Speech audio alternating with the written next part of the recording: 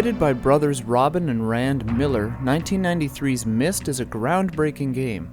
It was the best-selling PC game of all time until it was unseated by The Sims in 2002.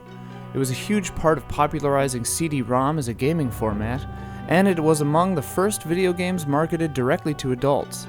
Robin and Rand, otherwise known as Cyan, had been making black and white children's games in a format called HyperCard, which is basically a stack of slides linked by hyperlinks like a web page. Myst features beautiful environments, pleasant music, challenging puzzles, non-violent gameplay, and a thoughtful, non-linear storyline featuring player choice and ethical decisions. Where should I begin? In the game, players meet Atris and his two sons, Cirrus and Achenar, all members of a race of people called the Dani. The Dani have the ability to create worlds known as ages through writing them in special books called linking books. The player character, called the Stranger, explores the island of Myst at their own pace and discovers linking books to other ages: the stark Selenitic Age, the aquatic-themed Stoneship Age, the creepy Mechanical Age, and my personal favorite, the Treehouse Village Age called Channelwood. The ages all feature a rich and captivating atmosphere, largely bolstered by brilliant audio design, detailed visuals, and sparse music. While the graphics are simplistic by today's standards, at the time I truly felt transported to these places. They felt strange and frightening, but also real, like the places I'd always dreamed I'd get to visit. The isolation one feels in these ages is palpable. You are always afraid that someone will be around the next corner, and you always feel like you're being watched. While you might not be surveilled at all times, your presence is known, and Atris, Cirrus, and Achenar are all hoping to sway you to their point of view, and are awaiting your final decision. Why? Cirrus and Achenar have been trapped in ages of their own. They each claim that Atris is dead by the other's hand, and that they themselves have been wrongfully imprisoned. They plead with the player to locate missing pages from the linking books that will allow them to be freed.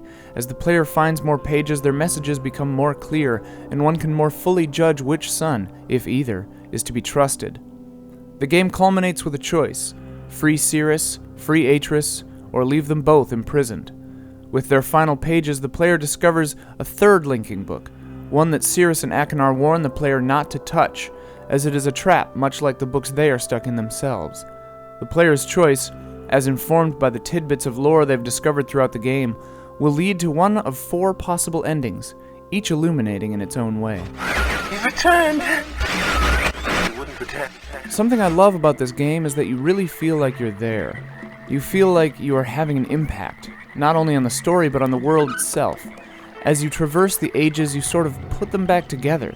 You reactivate long dormant machines to open up new pathways and secret doors. You travel to great heights and gain new perspective.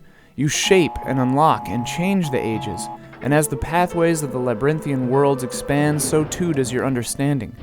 Each puzzle feels in itself a piece of a larger puzzle, and since the game places the player, you as yourself, in the game, among the first games to do this explicitly, you truly do feel transported, as if it really was your hand that touched the first linking book, and you were swept away to open your eyes on the docks of Myst.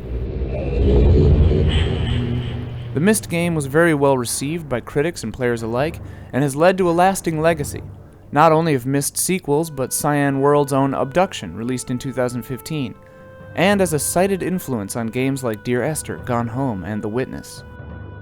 For me, though, the legacy of Myst is more personal. I played the game for the first time with my dad, each looking over the other's shoulder as we tried to figure out these puzzles together, writing notes in notebooks or post-its or on the backs of envelopes or any other paper we had handy. Being transported to these dream worlds, in a story about a father and his children, playing with my own dad, it's a feeling that has stuck with me through today. Every time I play Myst or a game like it, I have that feeling of being someplace far away, someplace impossible yet somehow familiar. But it also feels like I'm playing with my dad, writing notes in our terrible handwriting. It feels like home.